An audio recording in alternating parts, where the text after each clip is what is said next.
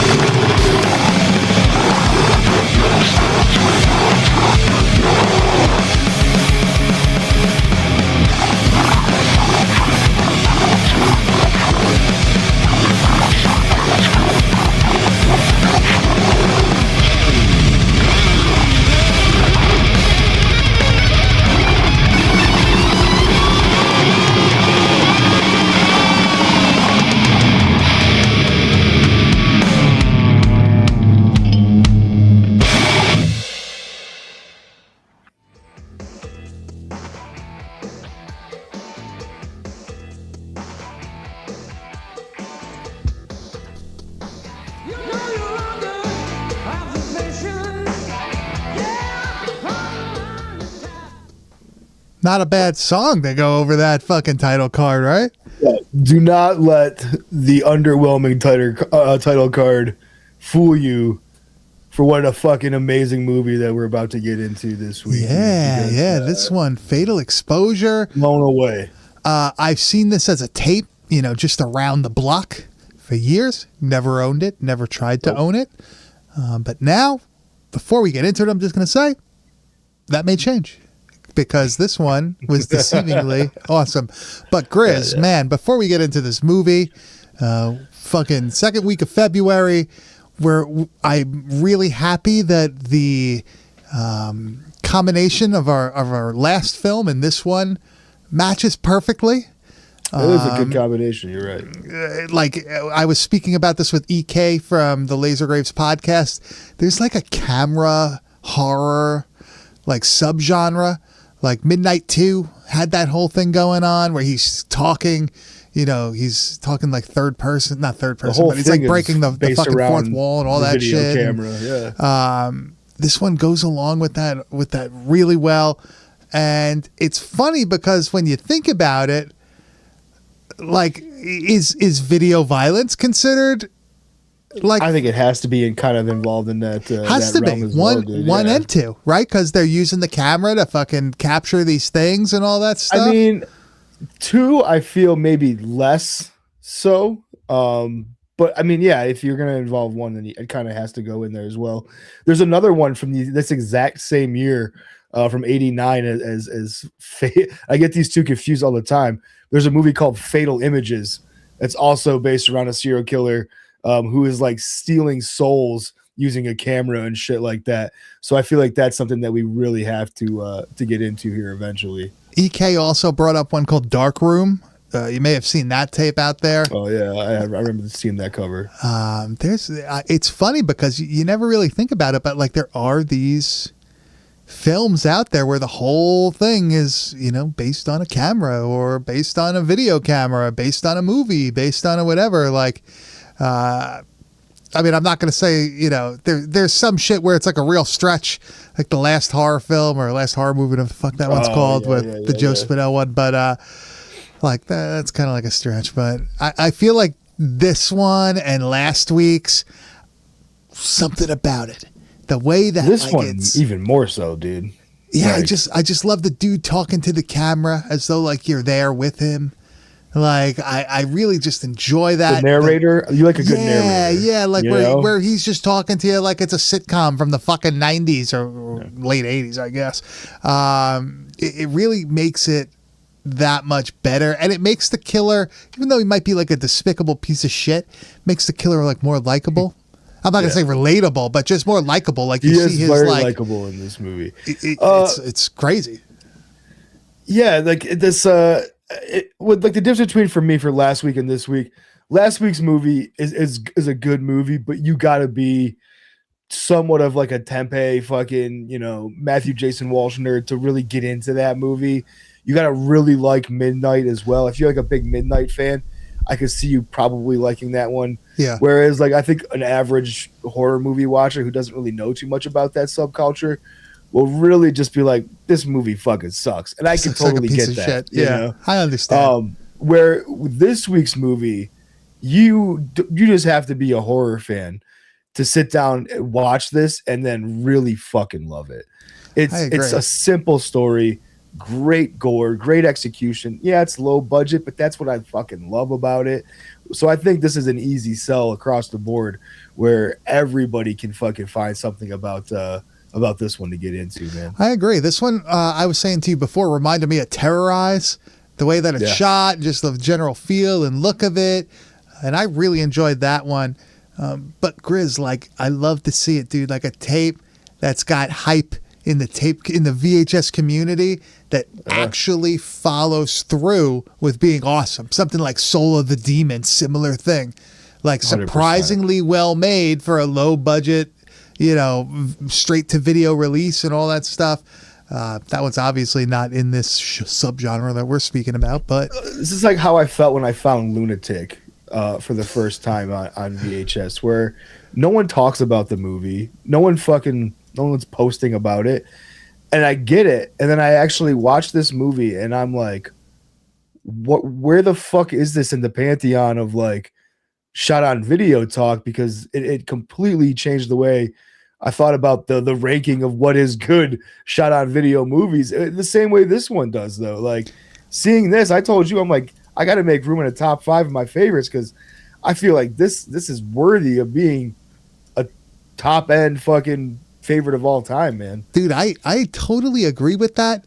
I said it to you. I said this is surprisingly like one of my new favorites.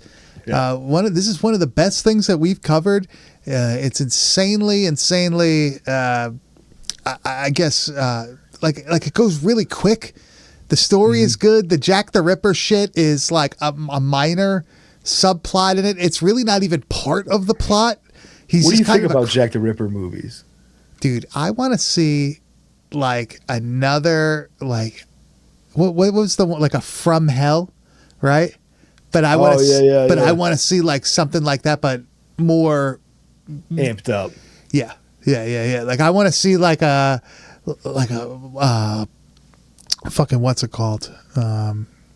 Like Unearthed Films or something. Do one.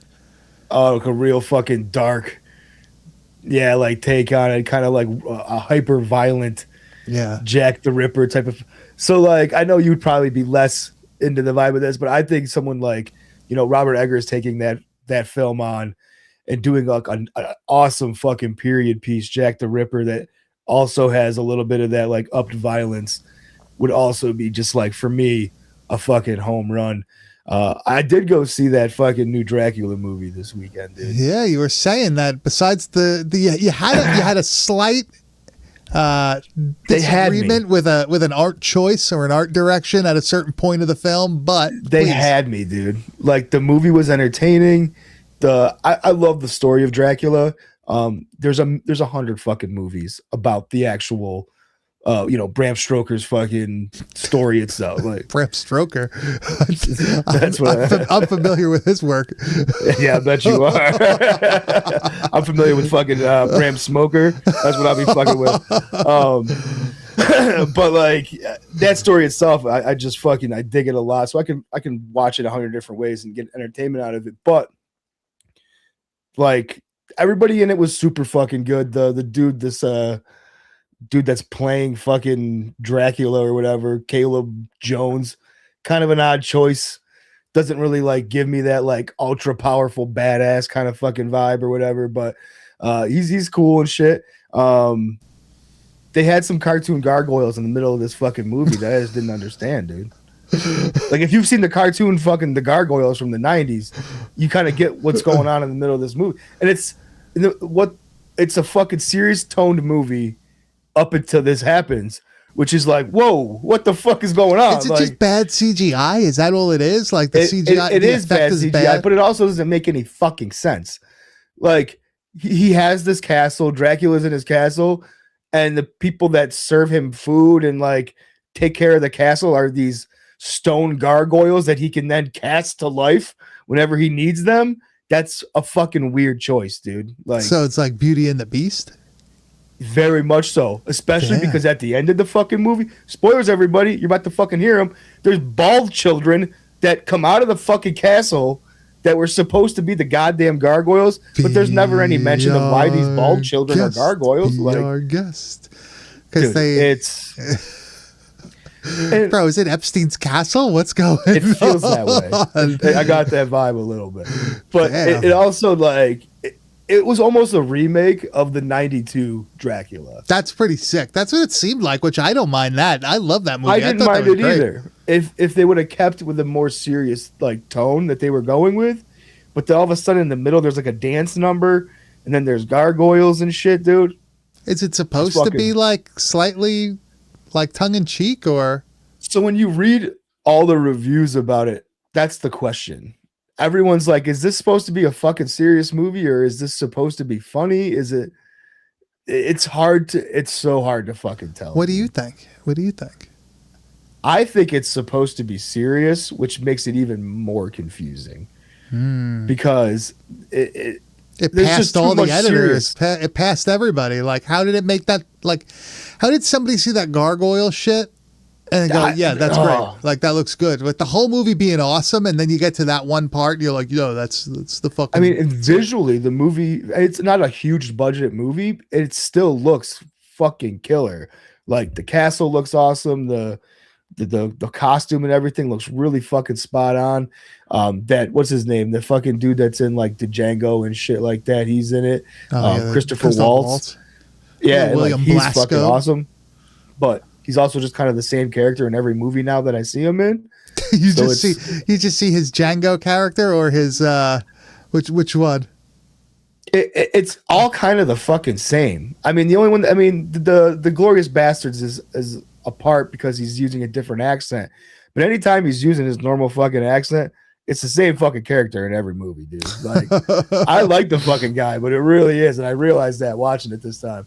Hey, that's. I think how it's it worth goes a watch, sometimes. man. Like, it was cool seeing it in theaters. So, if Was that anything, the- I would go do that. What's the movie you saw before that in theaters?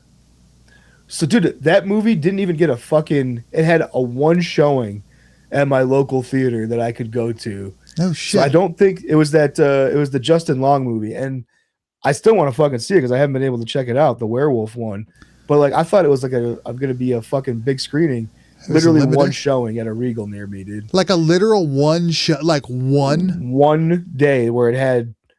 Oh It was like shit! only a 1 day fucking event Why? thing where it was available. I don't know. Maybe there wasn't a big demand for it. It was a lower budget production company, but What they say? If nobody bought tickets to this, we're not going to show it ever again, and that was it. Like, well, I think like it just probably didn't do well for its like opening and stuff. And then when Regal picked it up, they were like, "Well, we're not going to fucking promote the fuck out of this and show it a bunch or whatever." So I wonder when that's going to go to streaming. We can catch it's that. got to be soon because I definitely have to check that one out. There's so many fucking like for some reason right now in theater, there's a bunch of fucking horror movies, dude. It's coming back. Weird time period. It's coming back, right? It feels that way. I will say, like, as much as I'm not a Terrifier fan, I definitely feel like that has played a role in getting some of these movies pushed forward into like, a bigger spotlight than they maybe would have. Well, if you think about it, if you're able to make X number of dollars with a film that's as fucking violent and gory as Terrifier, then think about how much money you can make with a more widely accepted or widely available film. You know what I mean? Yeah. I don't know. It's giving me that like late 90s, early 2000s, more so early 2000s. Usually when everybody's in a bad fucking mood in the country, post 9/11, obviously there's turmoil right now in the streets. You see the horror films start coming out. And here we go, man. They're coming out. They're coming out fast. Sam Raimi's got that movie right now, Send Help, in theaters that I heard is pretty good.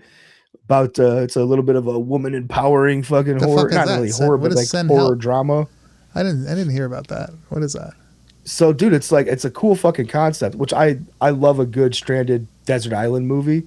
Like even fucking Oh, that is this the one where she's like stuck with her boss? boss on the fucking Yeah, he's a fucking and like prick, he's dude. useless.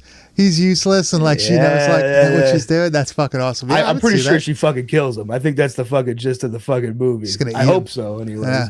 Hey, But- you got to do what you got to do. yeah. But Grizz, I think it's time we head into Fatal Exposure, because I know people see this background and they're just thinking, "Holy fuck, what kind of goddamn movie are we watching this week?" And I'm glad William Blasco's here. He's not too drunk to watch, to attend. But Grizz, give a little synopsis of Fatal Exposure before we go into this. Jack the Ripper's long lost relative is picking up where he left off, but his trap mechanism, I guess you will, is that he's a photographer. So he lures these beautiful young women into his studio and basically sets up a nice little death portrait for each one of them. All right, so he's supposed to be Jack the Ripper's great-grandson. Now, Jack the Ripper, the Whitechapel murders, April 3rd, 1888 to February 13th, 1891. How old would you say this dude? Yeah, I guess it's possible. I had a great-grandmother, and I was in college. That's crazy. Yeah. I think I was in college, when she passed, so... I had a great-grandmother also, dude. Yeah, so she lived to be 100. So like, it's possible. I was trying to think if that timeline worked out of this dude being the great grandson, but yeah, it makes fucking sense. This guy's like in his fucking early 30s or mid 30s. Works out. But I like the aspect that the guy is the great grandchild of Jack the Ripper. He's trying to, but do they have his last name on here?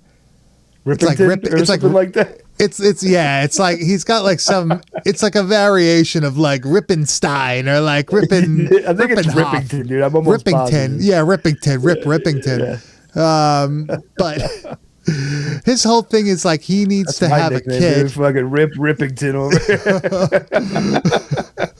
here. He needs to have a kid so he could basically pass the Jack the Ripper heritage name, whatever, down. Dude, you know, I get it, I guess. the lineage. Yeah, I don't think anybody really is asking for it, but he feels like it's very It's important, very important to him. And if it's important to him, it's important to Grizz. So I really do like the dude that they have playing him. It's like a good looking, awesome. good looking late 80s, early 90s guy. Right, almost like a Zach Morris-esque thing going on, especially talking to the camera. Right, like Saved by the Bell, but it's fucking a sexy murderer. He has such he got his fucking start on like soap operas and shit like that, and he has such a soap opera name, dude. Blake Banner. That's like the perfect fucking name for a dude like that. It's spelled Bahner, so I'm gonna just call him Blake Bonner. It could be Bonner, but I'm pretty sure. I think it's Banner, call but himself Banner. Yeah. Who's Ina O'Rourke? She's got I always look when we're doing these things, like who has a real IMDb, like a photo, a real headshot for IMDb, and it's either somebody that was in actual films or they were in like softcore pornography. Those are like the only two people that have a actual headshot here. The only one in this movie is Erica, the main love interest, Ina O'Rourke, and I guess she's been in like a bunch of other shit too. Like she's still making low budget fucking movies and stuff. So good for her. One thing I want to say before we actually talk about the film some more is the cover art of this movie. I'm not necessarily talking about like him and the chick like in the front, but that camera, dude. Yeah, with the skeleton face in the middle, like that's awesome. Shit's hard. With the tapeworm distributor like thing instead of it being like the camera shit. So that's the thing too, man. Like if you're gonna get a horror VHS distributed by Tapeworm, chances are it's gonna be fucking awesome. I mean, it's just they're few and far between, and everything that they did touch was pretty gnarly. I mean, Lunch Meat being the other standout that everybody knows Tapeworm was a distributor of. They had that. They had the Rocky knockoff movie, Ricky. Yeah. That was a tape. That's a That's tapeworm such a video. ridiculous name for a movie that rips off Rocky. The UK, the PAL version of this doesn't have as good of a cover. Looks like a softcore porno. Actually says thriller on the side. Is this the same fucking movie? I can't tell. I can't make it big enough to actually see it. I guess there was like an also known as name of Mangled Alive. I'm so glad they didn't call this fucking movie that. That's kind of a sick name. But not for this movie though, dude. Like, what about this movie? Like Fatal Exposure is such a better name for what this movie I do agree with that. on. Mangled Alive reminds me of like a jungle horror film. Yeah, dude, I was gonna say like that movie. definitely gives me that. Like, yeah. We get but this movie is, we do get some sequences that take place in the woods, but it's not a jungle film. But right off the bat, so Grizz will once in a while be like, "Yo, dude, like we should do this movie." Like I skimmed through it, looks good. So I say, "Okay, dude, I trust your experience. I trust your knowledge or whatnot. It's fine. Let's do it."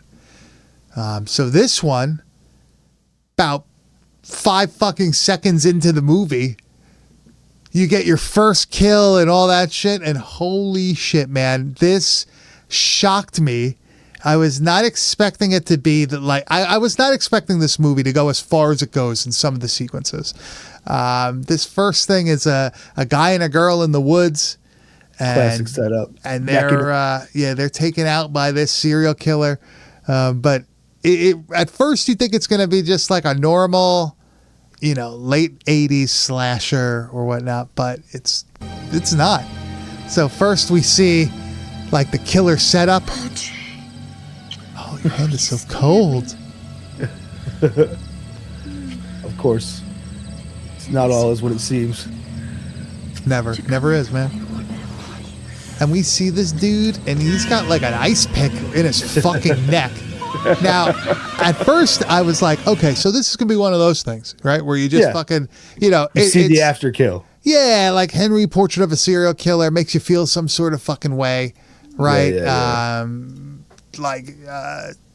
He did his whatever, and then that's it. But, unfortunately, for her, she not only has to witness her boyfriend being killed by this fucking guy, but she ends up getting the ice pick into her mouth, right? Oh yeah, that's pretty fun too. The ice pick in the mouth. I don't think we have that one, right? I don't have that one. I'm telling you guys right now, there's so many good scenes in this movie that it's like ice pick in the mouth really isn't the hallmark. No, not at all. Not at all. What this movie has to offer. So that gave you an idea. When you start the movie off with that, you see the woman like trying to crawl away with this thing sticking out of her mouth. You go, holy fuck, this movie's gonna be maybe pretty crazy. All right. Yeah. So then, goes to the next thing, and you see who the killer is right away. There's no mystery behind this one. It. Yeah. This is the guy. I enjoy that. Very murder lusty and all that stuff. He's narrating the film basically in a way, telling the story of what's going on. Backstory of himself and shit. Yeah. But then we get these two people in the car that are going to the house where he inherited, I guess, the property, you said, right? Something like that. Yes. And he has his little like film studio there, and he's basically bringing people there to work for him. He's a professional photographer. Photographering. He takes pictures and shit. And he got these people there to take these pictures. Well, little known to them, he has a little bit of his own methods to getting the actual shots perfect, man. Yeah. So at first we see him chop this dude's fucking head off, right? And he's got. This is where I started getting interested. The first two kills, I'm like you said, okay, this is good. This is where I'm like, all right, we're in. This is where I really turned the corner. What do you call these? Like the stocks, right? Yeah, he's in the fucking the stocks and shackles. Where you got your hands in the thing and your head is through it, and then I gotta get in bed with one of those, dude. That shit is sweet. So Dusty could fucking try to fuck you on it. So he thinks he's just taking a fun photograph, which I don't get. I'd be like, hey man, I'm not even in like period correct clothing. Why would I go in this?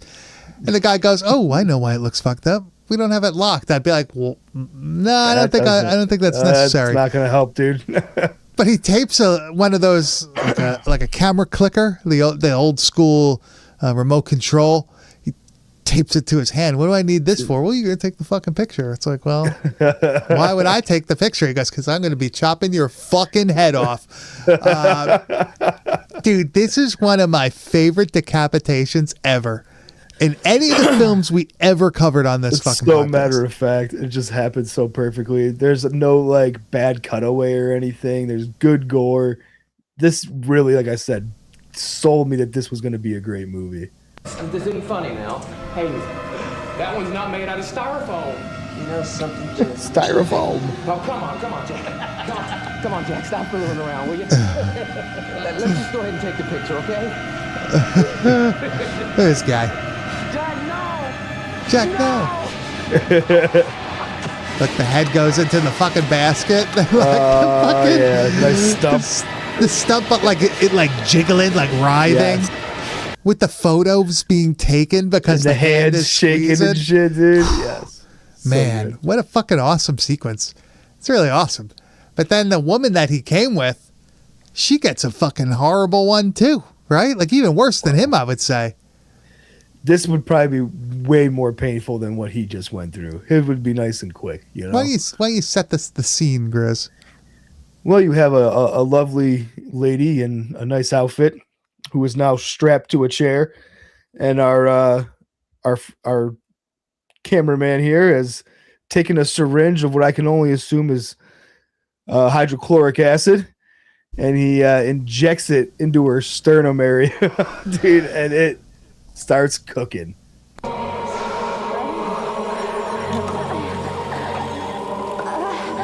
It looks like a Japanese horror film. Right? It really does. Looks like Mermaid in a Manhole. Almost. Yeah, look, and she starts gooing, and it's like fucking street trash. You won't be going to church. The smoke is such a good touch. Yeah, dude, the effect is great. Coming out of the wounds. That looks like something that would be in a Japanese horror film, right? Like for real. That looks like something straight out of those fucking things. But this is what really sealed the deal. After I saw this, I went, all right, well, this movie's going to be fucking insane, right? It's going to be fucking crazy. And it doesn't stop there, right? It keeps going throughout the whole fucking movie. And dude, like besides from these like great fucking kills that keeps the whole movie moving, the whole story with our main, dude, Jack, and I believe her name is Edna, right? That's her, the love interest's name. Or wait, that's her, no, Erica, that's what it is. Like, that story is so good and so strong. Like, the chemistry between, Jack and Erica feels like real. Like, she's really infatuated with this dude who's like different and shit. And like, she meets this dude at the cemetery. At the cemetery with her friend. They're like, hanging out in there, but he's in the cemetery to begin with. He's got to get rid of these fucking bodies. Yeah, that he just killed. He's pulling a Montag the fucking Magnificent. And this is great too. Him dumping this fucking trash bag is one of the funnest fucking scenes, dude. But if you want to hide something, find the most obvious place. Who would think of looking for a body in a cemetery?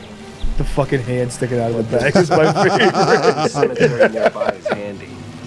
And a sanitary way to dispose of my subjects. I like that he just keeps going to the same one over and over again. Yeah. It's like, bro, like what is that? The never-ending fucking crypt?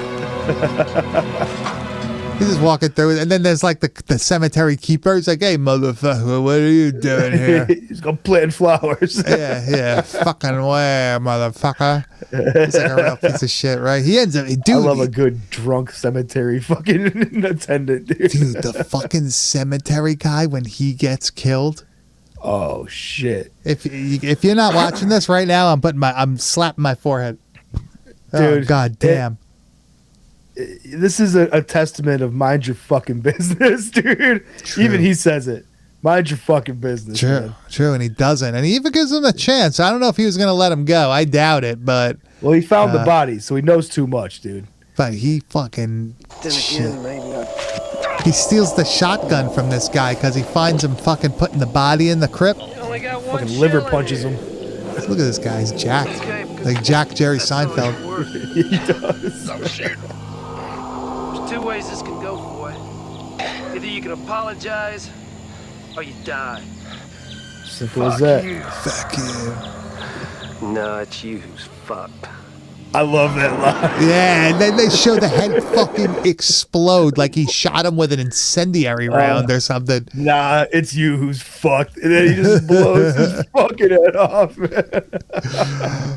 Dude, I hope you get to use that one day in your life. I hope so too. Dude. I'm Fuck putting you, that in man. the back pocket. Dude, you're gonna use that at work one day? Fuck you, going to. dude. Be like, no, Nah, it's you. It's you who's fucked. Yeah, that'll be $50,000. I love that, man. I fucking love that. Dude, I had a fucking momentarily here. I had a pretty fucking heated exchange with some people today after work. No shit. Like, I almost got in a fucking physical altercation with the manager of an advanced auto parts. No way. Yeah, dude. I have never been so fucking disrespected in my life. What happened? What the hell happened? All right, so coming home from work, I need some fucking 4-aught steel wool to polish the chrome on the bike, right? Advanced Auto Parts website says they sell steel wool. I'm like, cool. I also got to get some fucking gray Scotch Brite pads to fucking sand the tank. I'm gonna grab both of them. I go there, I got the fucking Scotch Brite. I can't find steel wool. So I'm like, yo, dude, where the fuck is the steel wool?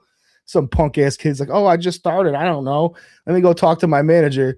So he goes behind the fucking battery thing where the manager is at, and I can fucking see him, right? And the manager's like, what kind of fucking idiot's gonna come here for steel wool? No shit. His exact fucking words, dude. And I'm like, yo, fucking asshole, I can fucking hear you. So then he starts fucking like laughing, like mock laughing at me and shit. So I'm like, dude, fucking come the fuck up here and shit. And he won't. He fucking stays back there.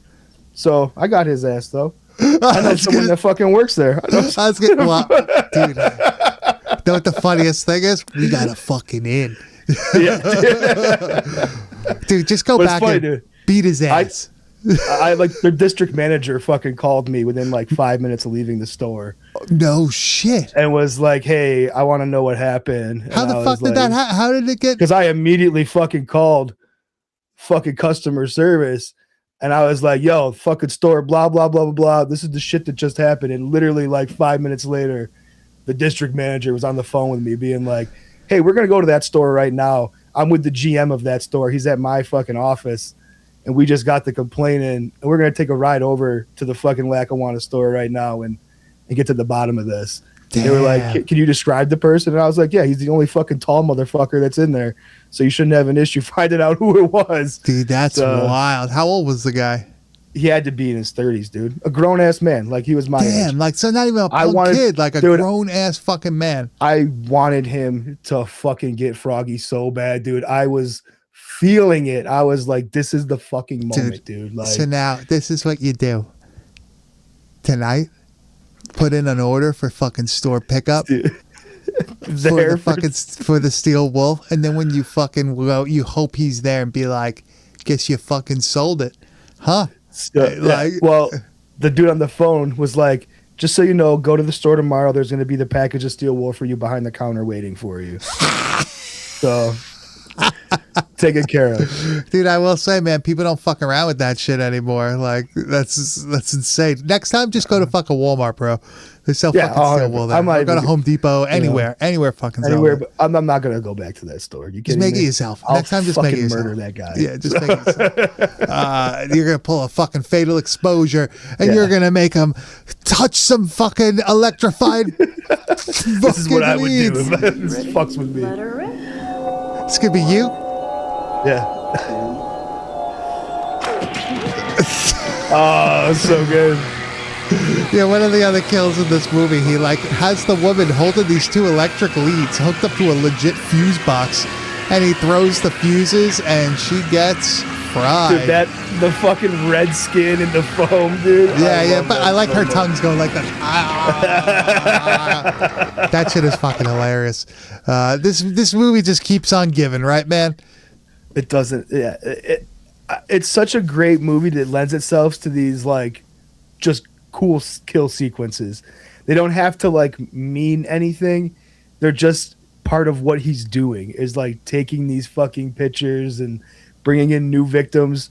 Like he kills the fucking like some of them are just throwaway victims that he has to just as part of what he's doing. He drinks blood, by the way. That's a side He does note. do that. Some of the victims he has to kill because they might be a problem for him.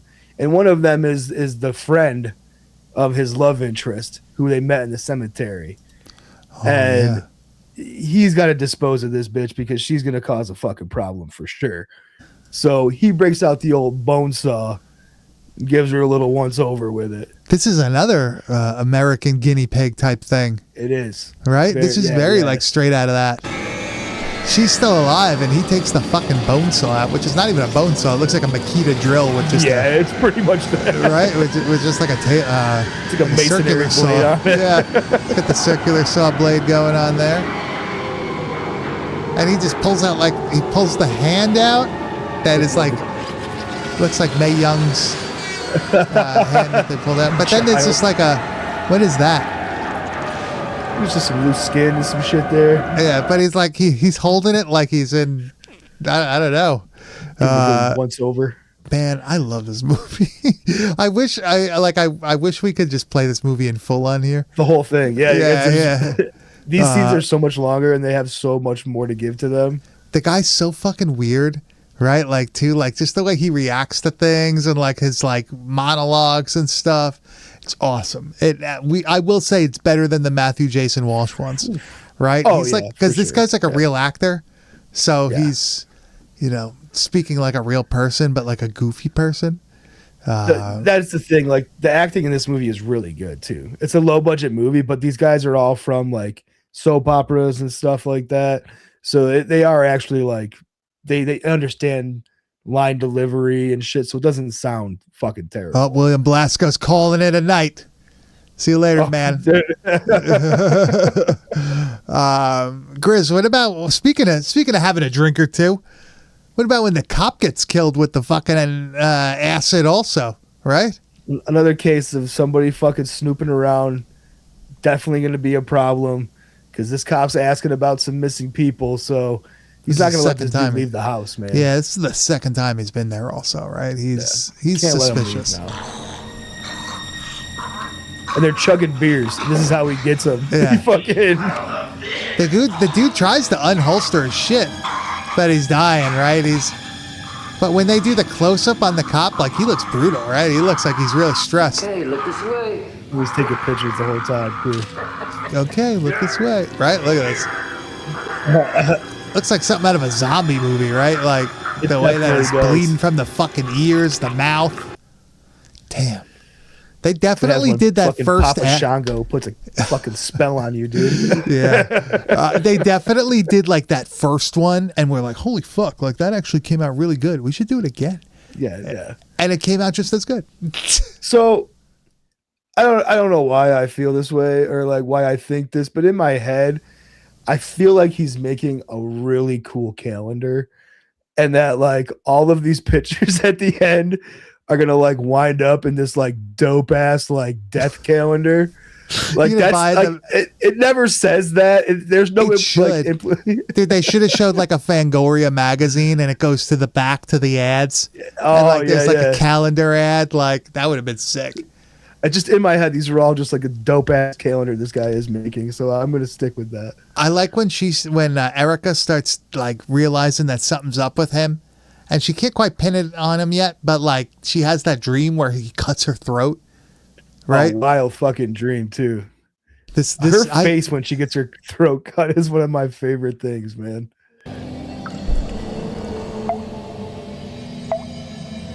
Grizz with the editing again, with the blurring, very nice. Gotta do it. Here we go. Look how good that looks. I think the blood comes out of her mouth too quick though. That's the only problem.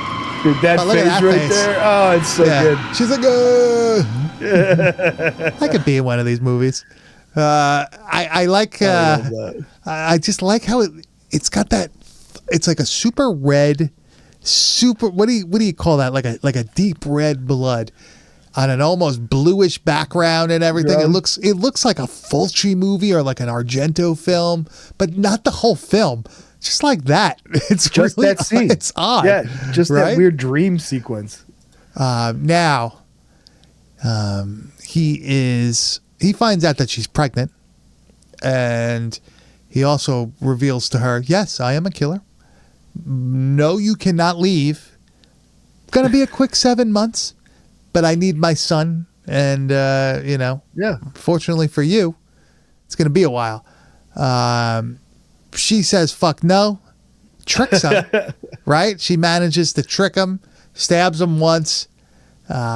He comes back, and she ends up yet again throwing the acid on this guy, right? He gets the acid too. The acid comes back to play, dude. The Gets him in acid the end. bath comes back to play.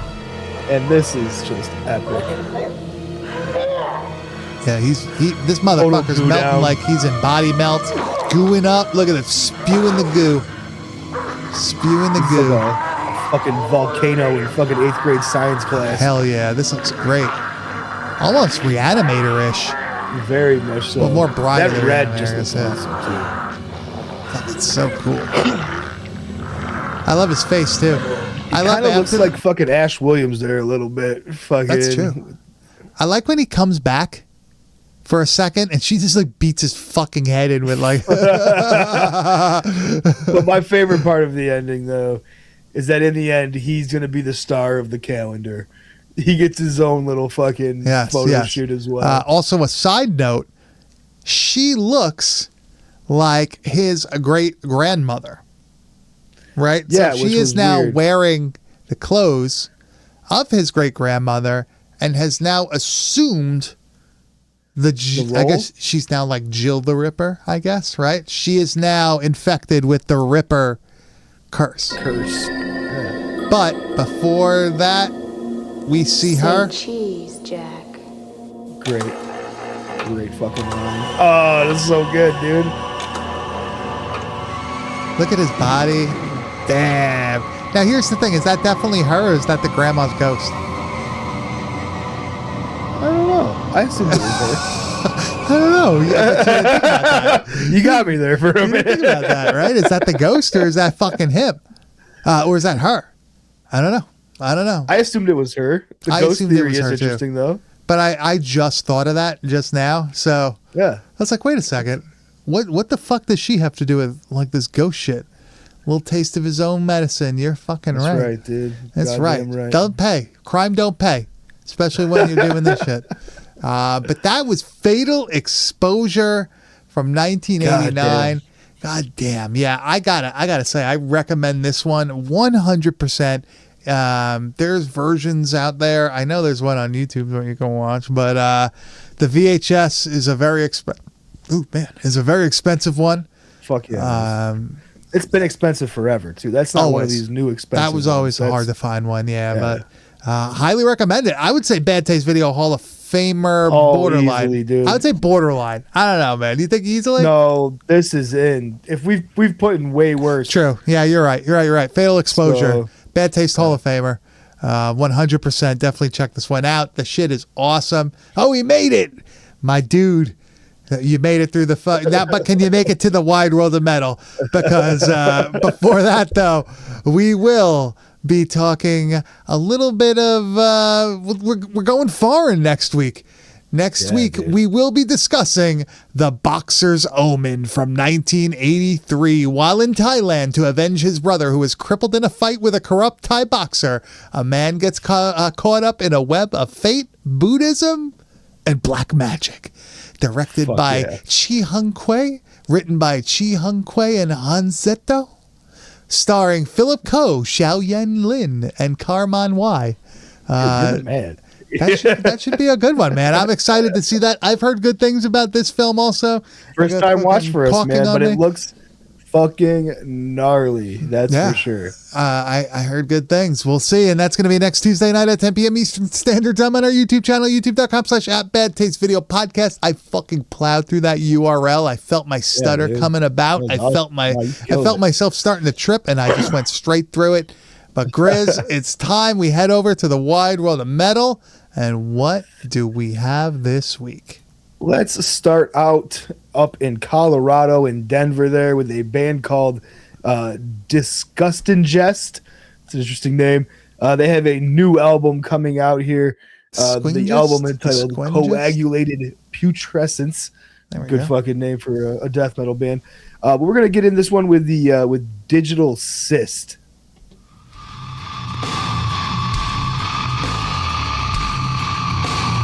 Yeah, that's what's up. It's like a song I would write, and this looks like an album cover you would make. Sums it up. I think I wrote that riff. This is just... Yeah, I love this shit. The vocals are sick. Double time on that. The caveman riffage is awesome. Hell yeah. That shit's sick. Very good. Grizz, what do we got next, man?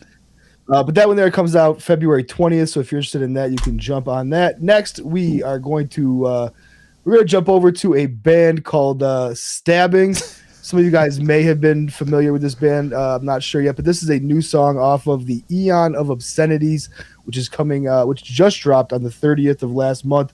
This is Inhuman Torture Chamber. Damn, what a name. Oh, we got a video here.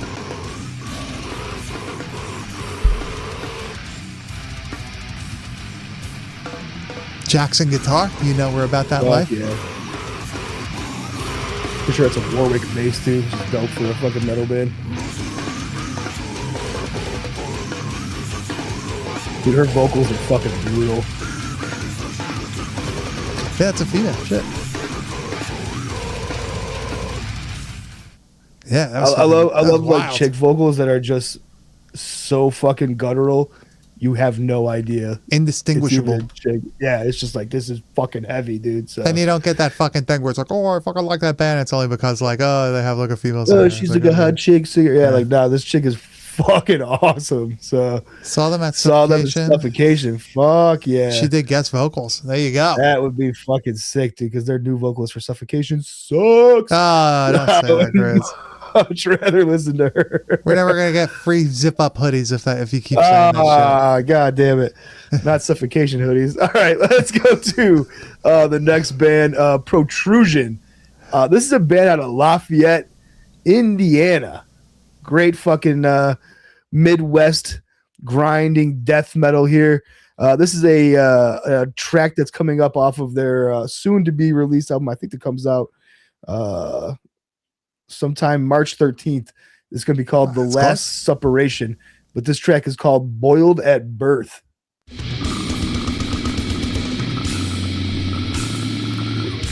Ooh, cassette. Come on, get the fuck out of here. This sounds like straight out of 1992. Chris is going to slam a Coors Light and drive his fucking Harley over the fucking Grand Canyon. Dude, this is perfection. Like, this is so fucking good. William Blasco saw Suffocation in 99. Yeah, I didn't see them until maybe like 2003. That's probably when the vocals on here, the fucking production of that album. This is going to be an amazing release. I love hearing shit like this. The bass on that album is so fucking powerful, but still like mixed really well, where it's not like overpowering in the mix and shit. I'm psyched about that one, dude. That's going to be cool. Dude, why do you think there's so much good like death metal and shit nowadays? You think it's because people don't take it as seriously as they used to? So like that's got to be a part of it for sure. And I think just the ability to self-promote, to just have more of an audience available to smaller people. Like a lot of the shit, dude, that I've been finding, most of it's like one or two dudes. Just like dudes like me and you fucking hanging out and just fucking crushing out albums together and shit. Got nothing else to do. Technology and the ability to promote have really just pushed everything to a different level, man. Where we talk about our guitar, programs that we use and shit. Whereas like we have the ability to create any amp tone that we want for fucking $10 a month or whatever the fuck it is. True. Whereas it would cost $500,000 in fucking amps and cabs and shit to recreate that. So it's just the ability to dial in these old original sounds where things really do sound like old school death metal because they're using these such dialed in amp sims to create those fucking tones, man. It's sick to be able to actually like have something that sounds like you're blasting the amp, but you're not actually legitimately sounds like it too. Yeah, like, highly recommended. Sounds like we're corporate chills, but maybe we are when it comes to the STL fucking. What is it called? The Ignite or whatever the hell it's called? We use the amp hub, right? Yeah, amp hub. Yeah. That shit's fucking sick. Internet is the key. True. Another thing, like you get people that maybe wouldn't have listened to the genre otherwise now getting, introduced to it, and maybe they were a sick guitar player or whatever.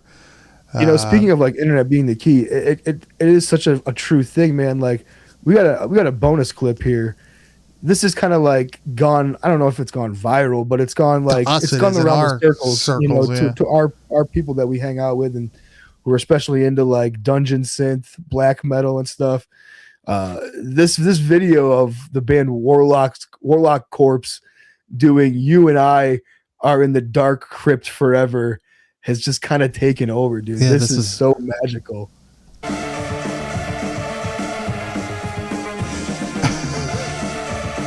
This is everything, dude. See, to me, what makes this really funny is like this is like what second wave black metal was. Yeah, 100% though. This is literally second wave black metal. And this is the most Trev thing you can fucking do. Yeah. And like as goofy as you may think it looks, and shit, like this is what they were doing. Like that's it. That is what you were putting up on a pedestal in high school, right? Like now you get to see it. You get to see it with your eyes. But that shit is so fucking, the keyboard cross is fucking hilarious. That shit is so catchy in an odd way. It's like a cross between like lo-fi black metal beats with like dungeon synth. It's it's exactly what it is. Dude, it's so funny. I saw a video like of these two dudes who are like they're on like the fucking like a river fucking bend fucking like on the side of a river playing fucking black metal. It was like a video I saw them a couple like months ago and shit. And even then I was like, whatever the fuck these dudes are doing, they are like tapping into something so fun. Hell yeah. And it's obviously not to be taken like with any depths of seriousness. Like this is what's cool about it to me. Like we were just talking about people not taking themselves serious enough to be like, no, look, I'm fucking black metal and this is what it's like, dude, this is as second wave as like you were saying, as it fucking gets. And so are these like try hard fucking bands who are like, Satanist black metal fucking band fucking will never reach this level of coolness, dude. Yeah, it's one of those things where it's like you can always tell when people are trying hard and when people are doing it like effortlessly. Like I think that isn't the fucking actual thing, like it's long. It's not like a 2-minute thing, right? Isn't it like actually fucking long? It's this like a whole song? album. Well, isn't it like a whole album or something? Like, oh yeah, it's like these guys are. This isn't like their first thing either. Like I was saying, like they got a bunch of shit, dude. So Warlock Corpse, I think that's gonna be my new. Are they from Russia? Is that where they're from, or the Ukraine? I think it's Ukraine. Yeah. Oh, Kazakhstan. Are they from Kazakhstan? Oh, nice, even better. Dude, there's so many releases. Holy shit. That's what I'm saying. There's like fucking 20 albums, dude. Warlock Not all of them Corpse. are albums, but they're like singles and shit. There's a bunch of releases. Warlockcorpse.bandcamp.com. That's fucking hilarious. Yeah, it looks like they're from Kazakhstan. Dungeon Sith, raw black metal project. Oh, shit, bro. See, look, people are still having fun out there, right? Not everything has to be serious. Not everything has to be like fucking Will Romer in 1995. Like, not necessary. You know, we love it, but it's not necessary. That's only good for Will Romer in 1995. Exactly. Time and a place for everything. And it's not the time nor place for that. But Grizz, is there anything else, man, that you have for this week? No, this has been I am so fucking stoked on the lineup of movies we've been covering this year, dude. The movies this year have been fucking killer. The music this year has already been killer. Hell yeah. What an amazing January that we had, and February is already kicking off to be equally as fucking fun, man. Yeah, we're I only in think the second the week of Boxer February. Omen is going to really come through for us next week. Yeah, I agree with that. The Boxer's Omen next Tuesday night at 10 p.m. Eastern Standard Time, where we stream live, every week. YouTube.com/@Bad Taste Video Podcast. Grizz, where can I find you? I don't even know if I said that right. You can find me on Instagram at Kane_enabler. And you can find everything we do at www.badtastevideo.com. I'll say it once more because I'm already forgetting what I said before. You can watch us every Tuesday night at 10 p.m. Eastern Standard Time on our YouTube channel, youtube.com/@badtastevideo podcast, according to Liam Blasco. I agree with that. Fuck it all, bro. Fuck it all. We release this as a podcast every Thursday morning, but we prefer you to go watch it on our YouTube channel. Subscribe there and watch us and come chat with us and listen to a weird ass Kazakhstani black metal. But Grizz, I think that just about does it this week. I want to thank everybody for coming in the chat. I want to thank everybody for watching. I want to thank everybody for listening. And we will see you next week with The Boxer's Omen from 1983. Goodbye.